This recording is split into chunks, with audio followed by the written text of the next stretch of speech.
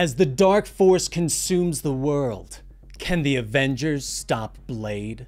Welcome to the Comicstorian Complete Story Series, where we take trade paperbacks and single issues and we break them down into digestible bites to help you understand. Then we read them dramatically back to you. All alterations to the panels, text, and images are to prevent copyright problems, and all art is owned by its respective companies. Blood Hunt is an event at Marvel that involves Blade turning on the heroes and unleashing his Blood Coven upon the world. But is it really Blade? Can the Avengers stop him? Will the Earth be plunged into darkness? This is Blood Hunt 3 and 4. I hope you enjoy. Blade walks through the impossible city, far above the Earth. He turns to the holographic image of T'Challa. "Have you found it, T'Challa? Have you found my prize?" Blade demands, and his vampiric minion nods. "Yes, buried deep beneath the earth of Wakanda, where it has laid since the fall of Atlantis." Blade nods and turns away, ordering T'Challa to use the Impossible City translocation drive to bring him his prize. But a voice calls out to him. "Congratulations," Scarlet Witch calls from her magical cell. "It would appear you've gotten everything you wanted," she tells Blade. But she motions to Blade's wounded Blood Coven, who are recovering from their last fight with the Avengers. "You struck hard and fast. We never saw it coming. But the Avengers' eyes are open now. And when that gaze falls upon you, you will wither," she says. Meanwhile, at the Sanctum Sanctorum, Miles Morales leaps at his friends, bearing his vampire fangs, and he hisses as he tries to kill Brielle. Vision reaches for the young hero, but Miles Morales shocks him with a venom blast, knocking him away. "Spider-Man, don't make me!" Brielle shouts at her friend as she draws her sword. But Clea reaches out with her magic and traps Spider-Man in the crimson bands of Cyttorak. "Quickly, Stephen!" she shouts. Doctor Strange's astral projection rushes forward. "Let the eye of Agamotto show you the truth!" Strange shouts as a flash of light fills the room. Miles collapses to the ground, holding his head. Blade's control over him is broken. He reaches a hand to his new fangs. Shock on his face. "Oh my God. He told me to hunt for her. I couldn't fight it," Miles whispers, looking at the heroes gathered around him. Stephen nods in understanding and motions to his own vampiric body, which is still being held by magic. "You are not alone, Spider-Man. He came to us as a friend, and then he struck. Now, I also bear his curse," Stephen explains. Brielle looks around, explaining that she still doesn't fully understand and wants to know who is behind this vampire uprising. Stephen looks at Dracula in surprise, shocked that he hadn't explained all of this before bringing Brielle to New York. Dracula shrugs. "How do you think a conversation like that would have gone, Strange? Come with me, child. In order to save the world, you must strike down your father, the new Lord of Vampires." Dracula scoffs.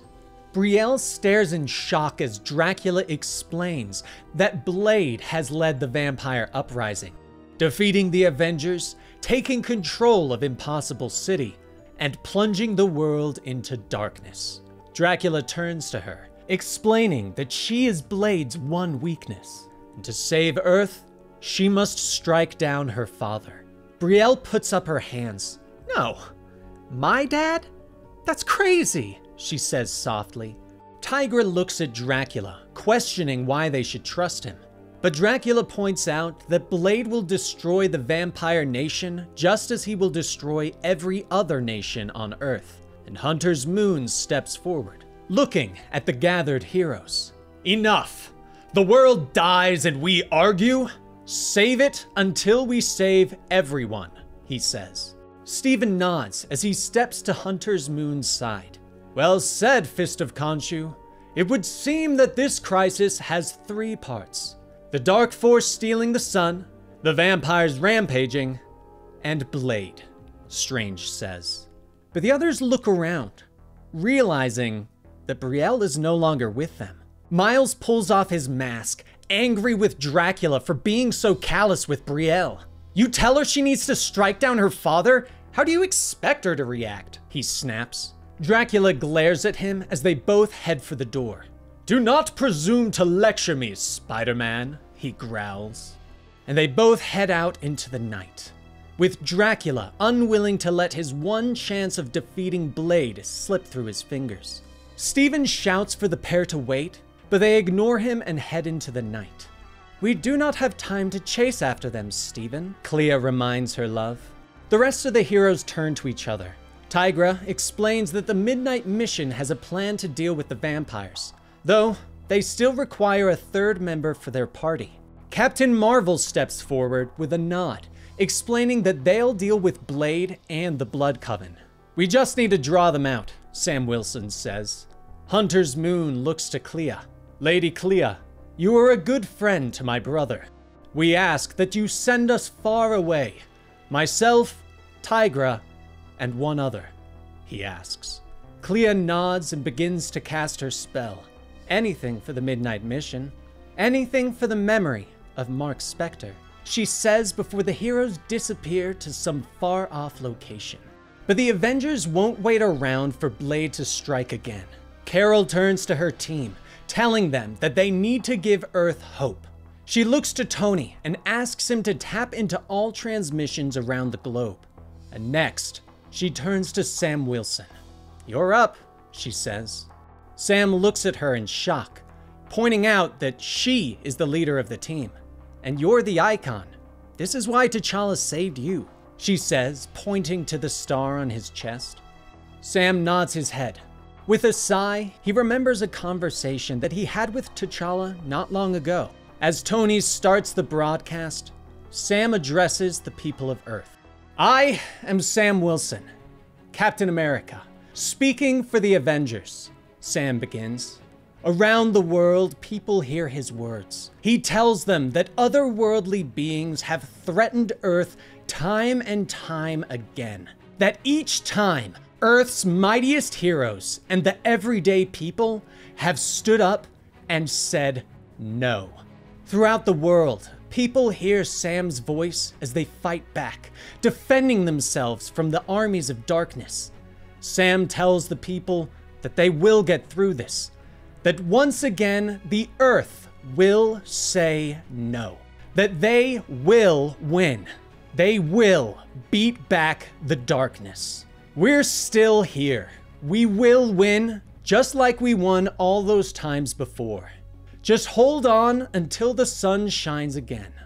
Captain America out, Sam finishes. Carol looks at him in shock, moved by his words. That was perfect, she whispers. It was a conversation I had with T'Challa. I thought if he could hear it, he'd recognize it, Sam says. Tony looks at the team, wondering if Blade will come after them now. On board the Impossible City, Blade bellows with rage. He turns away from the finished broadcast of Captain America and turns to the hologram of T'Challa. Panther! Change of plans! Retarget the translocation drive, he shouts as he gathers the Blood Coven. Your friends have decided that they will not simply lay down and die. They had to inspire hope in this doomed world, and that I cannot let stand. He shouts as he prepares for war. Far below, the translocation gate opens above Central Park. People look up in fear as they already flee from the vampire hordes. But something new is coming. The massive object drops from the sky and slams into the ground, destroying all beneath it. The Temple of the First Blasphemy has arrived. Meanwhile, Doom sits upon his throne in Latveria, staring down at his two visitors. Things must be going very badly if you've come to me for aid, he says to Clea and the astral form of Doctor Strange. He smiles and leans back on the throne. Would that be a fair assessment of the situation, Steven? You can tell me. Doctor to doctor, Doom gloats. Meanwhile, in the Temple of the First Blasphemy, which now sits in a cradle in Central Park, a portal opens. Blade steps through, his arms extended to take in the temple. He smiles as he glances back at his Blood Coven and T'Challa. Finally, do you have any idea how long it's been since I've walked these halls, T'Challa? Blade asks. T'Challa follows him, but realization has finally dawned on him. You're not Blade, are you? Black Panther asks. Blade smiles and shakes his head, turning his yellow eyes upon the hero. No, I am something much greater, and I will become greater still. They continue to walk through the halls of the temple, with Blade promising that the end is near, that he will finish what he started long ago. What are you? T'Challa demands. Blade turns, and in a flash of light, T'Challa can almost see the creature's true image. The massive bat creature seems to show its true face. The first Black Panther, the first vampire, my spirit now clad in the Daywalker's skin. I am Varney, Blade proclaims. At the Castle of Doom, Clea and Strange are shocked by Doom's revelation of Blade's true identity. Doom waves away the idea as if it was common knowledge. It's obvious if you merely think about it, Doom says, explaining that years ago, Varney tried to take Blade as his vessel, but the ritual failed. It would seem that a second attempt did not fail, Doom notes. Steven nods and explains to Doom that they need to control the Dark Force, to return the sun to its rightful place, that it's the only way for them to defeat the vampire hordes. Ah, the Dark Force. I have precautions for that, Doom promises. Clea takes a step forward. If it is magic, then let us put it into motion. Time is of the essence. What do you require, Doom? Clea asks. Doom nods and steps down from his throne, explaining that he needs a great assembly of mages to cast the spell. Strange offers to gather all that he knows, but Doom shakes his head and motions to a shadowy corner of the throne room. No need. I have already taken the liberty of gathering the student body of your Strange Academy, Doom says. Clea and Strange are shocked, but they don't have time to question how Doom did this. And now, Steven, give it to me and let us begin, Doom says. But Strange doesn't understand what Doom is asking. Doom glances at him. I should think you'd understand. This is an extraordinary work of magic we are speaking of casting. And to enact it, I need to be the Sorcerer Supreme, Doom states, bringing a shocked look to Doctor Strange. Meanwhile, in Asgard, Tigra and Hunter's Moon slip through the shadows, their new companion following behind. Questioning why they don't just ask the Asgardians for help, Tigra glances over her shoulder, explaining that they don't have the time to be polite or give the Asgardians a chance to say no. Finally, they reach their destination. Hunter's Moon has felt the call of his god, and finally stands outside Khonshu's prison vault. Hello, Father. I've come for you, Hunter's Moon says, as he stands before the massive door. He looks through the small bars into the darkness of the cell. My loving son, so kind of you to visit your father, but foolish, I fear. I have no power to lend you in opening the door, Khonshu explains. But Hunter's Moon shakes his head and motions to their shadowy companion. I have no power to open this door, and no key, but I have something better. The locksmith steps forward from the shadows and smiles, smacking his magical crowbar in his hand. Nice to meet ya. They call me the Wrecker, Wrecker says as he pushes his Asgardian crowbar into the door jamb. Energy begins to flow as the door begins to loosen. Back at the temple, Varney's plans have almost reached their end. He is gloating to T'Challa about his victory as he motions to Scarlet Witch and Thor, still held captive. Now, I have the living Darkhold and the blood of a god. I can complete the ritual, he says. He accepts a bowl of Thor's blood from Bloodhunter, drinking deeply of it. My vampire form was just the beginning. I was always meant for more. Meant to be the end of all things, Varney says, blood dripping from his lips. He holds up his hands, and the dark force begins to flow into him. He raises up as it gives him power, the temple glowing around him. Do you see? I am becoming one with the darkness. I am becoming the darkness that consumes the light. I am becoming the vampire that consumes the planet. Entire stars. I am becoming the unliving dark force, Varney declares. But a light begins to shine, and Varney looks at it in surprise. The clouds begin to pass as the moon appears. It can't be, Varney whispers. Across the world, gripped by the fangs of evil, light begins to shine. Portals open in the moonlight, and the last fists of Khonshu begin to arrive. Clad and armed with silver, they rush down into the streets, protecting all those travelers of the night, led by the new Moon Knight.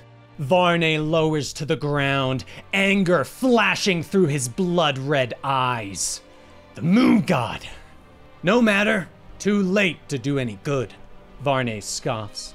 But T'Challa leaps forward, a blade in his hand as he moves to stab the vampire. Dark Force tendrils snake out, grabbing a hold of T'Challa and lifting him into the air. Defiance? Impossible! Your blood is my own. Tell me how, Varney orders. T'Challa smiles. His teeth are normal once more. Do you think Wakanda has never fought vampires? That our gods abandoned us? The heart-shaped herb has been healing my infection bit by bit, T'Challa snaps. Varney laughs as he pulls him closer. Ha! Again, no matter. Did you really think that you could kill me with that tiny blade? He asks, motioning to T'Challa's weapon. Energy begins to crackle around them as T'Challa shakes his head. No, not really. I was just removing it so that Thor might join us, he says. Behind them, Thor stands, lightning crackling through the air as the god turns an angry stare at the vampires. Insult and injury I have suffered, and Thor will have recompense, the god growls. Behind Thor, the rest of the Avengers appear, ready for the final fight. That's just fancy talk for avenging, Tony says as he lands. T'Challa slashes his way free and stands with his friends. Varney nods and motions the heroes forward. Come then, come and face the unliving Dark Force, he orders. And that is the cliffhanger that I am going to leave you on today. We just have one issue left in this event, so be sure to subscribe to the channel for the notification on when that goes out. In the meantime, what did you think of today's video? Let me know in the comments down below, like, subscribe, and we will see you next time. Rest in peace, Benny.